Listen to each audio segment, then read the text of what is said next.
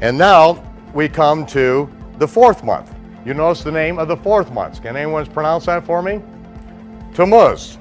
Tammuz. Right on the biblical Hebrew calendar, we have the month of Tammuz. That's what it is on the Jewish calendar. Does anyone know anything about Tammuz? We read about Tammuz in Ezekiel 8. It talks about the the women weeping for Tammuz.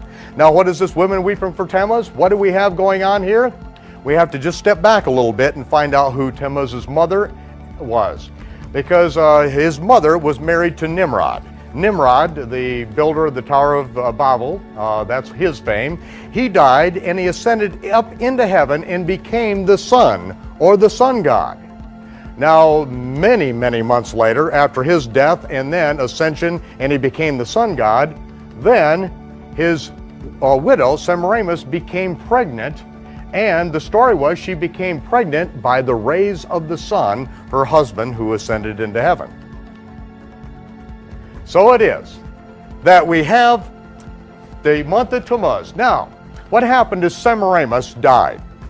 But, as luck would have it, she was reincarnated on the first Sunday after the vernal equinox as Easter, the goddess of fertility, who came down out of heaven in this giant egg, landing in the Euphrates River, busting out and turning a bird into an egg-laying rabbit.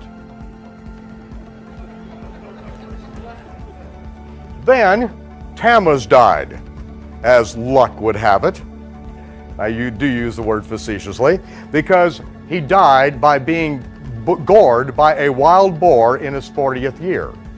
And so, from then on, after his death, he was worshipped by setting aside one day of weeping for Tammuz for each year of his life.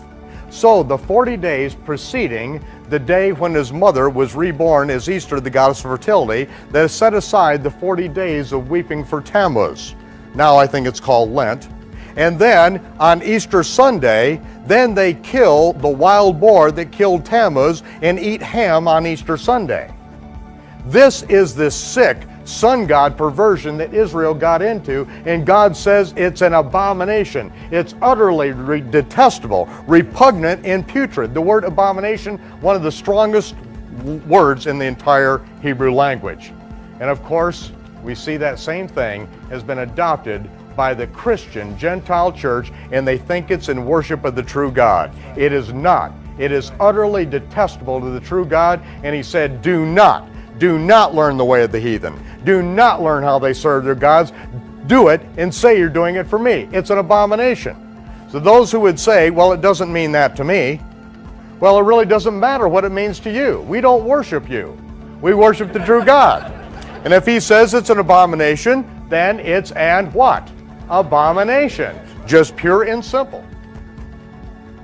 Now, I don't know too many people who nowadays would believe that story, especially if your daughter tried to tell it to you. But this was the story, that she became pregnant with the rays of the sun.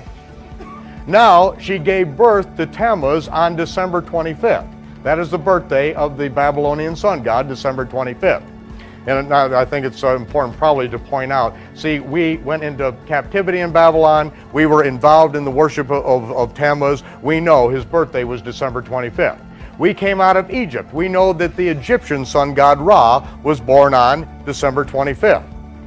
The Romans hung us on the cross, which was the sign of the Roman sun god Mithra, who was born on December 25th. They sacrificed Jews to their sun god Mithra, born on December 25th. And Antiochus Epiphanes came into Jerusalem, slaughtered a pig on the altar in 168 BC, and set up a statue of Zeus, the Greek sun god, on December 25th, his birthday. Now there's one day I will guarantee you that Jesus of Nazareth was not born. It's December 25th. That's why if Western Gentile Christians attempt to try to witness to Jews and they have Jesus dressed up in a bunch of pagan sun god garments, then don't blame them if they don't believe it, because you've got them dressed up looking like a pagan sun god. They're not supposed to be worshiping pagan sun gods, and don't dress Jesus up like that. He was born on Tishri 15, and if you can't celebrate his birthday on the right date, then don't celebrate any pagan sun god's birthday.